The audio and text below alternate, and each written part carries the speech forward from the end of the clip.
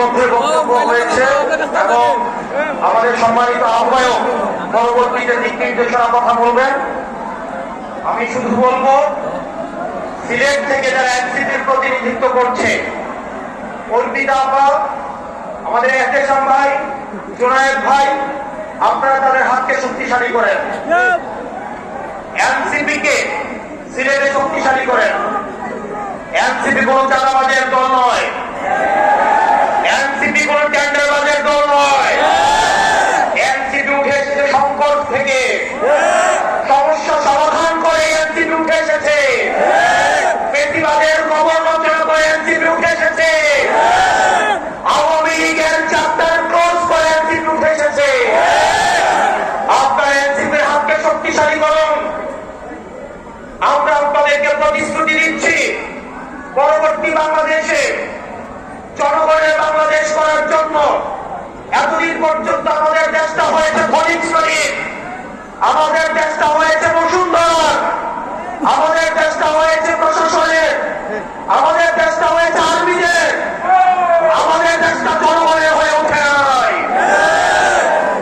আমরা আপনাদেরকে প্রতিশ্রুতি দিচ্ছি, এনসিপির নেতৃত্বে ক্ষমতা জনতার হাতেই আমরা ফিরিয়ে দিব। প্রিয় সিলেটবাসী, আপনারা সবাই ঐক্যবদ্ধ থাকবেন। আমাদের সংকট শেষ হয়ে এখনো যায়নি, আমাদের সামনে লড়াই রয়েছে।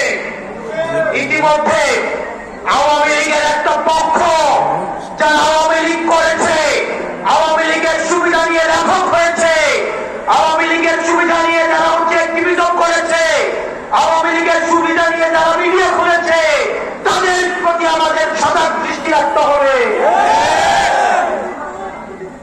আওয়ামী লীগ আবার বিভিন্ন রূপে, বিভিন্ন ভাবে আমাদের সমাজে তারা ফিরতে পারবে না, কিন্তু বিশৃঙ্খলা করার চেষ্টা করবে।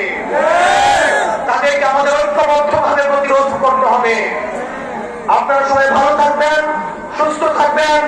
এই মুহূর্তে বাংলাদেশে কোন কিছুর প্রয়োজন আছে, বিচারা সংস্কারের প্রয়োজন আছে, বিচারা সংস্কারের প্রয়োজন আছে।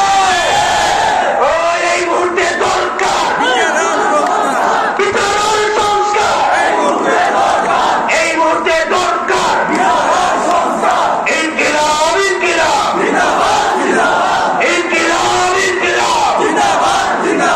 নতুন করে আবার দেখতে পাচ্ছি আমাদের